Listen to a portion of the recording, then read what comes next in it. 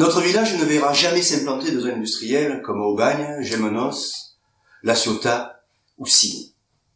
Et ce n'est certainement pas plus mal. Mais ce n'est pas pour autant que nous manquons d'atouts pour assurer notre développement. Il y a le tourisme, bien sûr, grâce au parc régional, mais il y a aussi l'agriculture.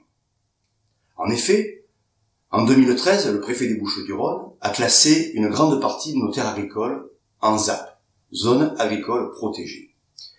Cette décision signifie que tous les terrains qui sont situés dans le périmètre de la ZAP ne pourront accueillir d'autres activités qu'une activité agricole. Donc, pas d'industrie, pas d'habitation, pas de commerce. C'est une chance unique pour nous, et nous devons la saisir.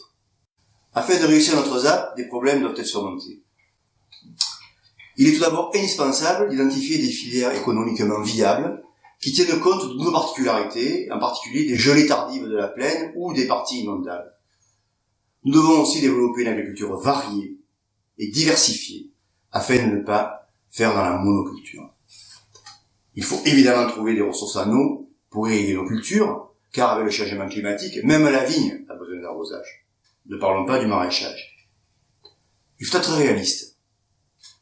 Même si nous pouvons le déplorer, il est peu probable que le canal de Provence vienne jusqu'à nous. Car ce n'est pas le choix des politiques de la métropole qui sont décisionnaires. Ceux qui vous l'ont promis se sont trompés.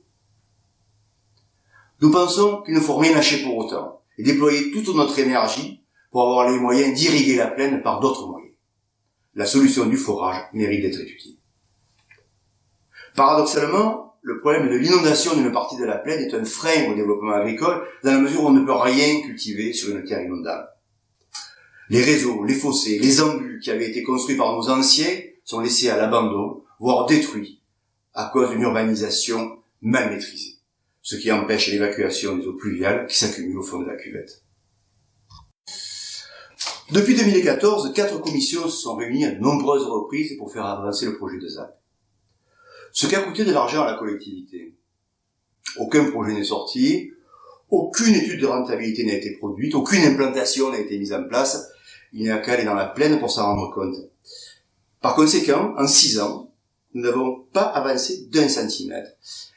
Il faut bien comprendre que cet échec n'est dû qu'à une absence totale de volonté politique de développer l'agriculture sur notre commune. En l'absence d'une volonté politique farouche de faire avancer les choses, rien n'avance. Et si on ne fait rien, rien n'avancera. Et si rien n'avance, ce qu'un préfet a fait, un autre préfet peut le défaire. Et, sous la pression de certains politiques, par exemple, il se peut que la ZAP soit déclassée avec le risque majeur que notre plaine se retrouve couverte de barres d'immeubles dans les années à venir. Et ça, l'équipe que je sais vous, nous ne le voulons pas. Nous nous engageons donc à tout mettre en œuvre pour réussir ce projet agricole dans le respect de l'environnement, c'est-à-dire à développer une agriculture raisonnée, biologique, responsable, pour favoriser les circuits courts sur notre territoire.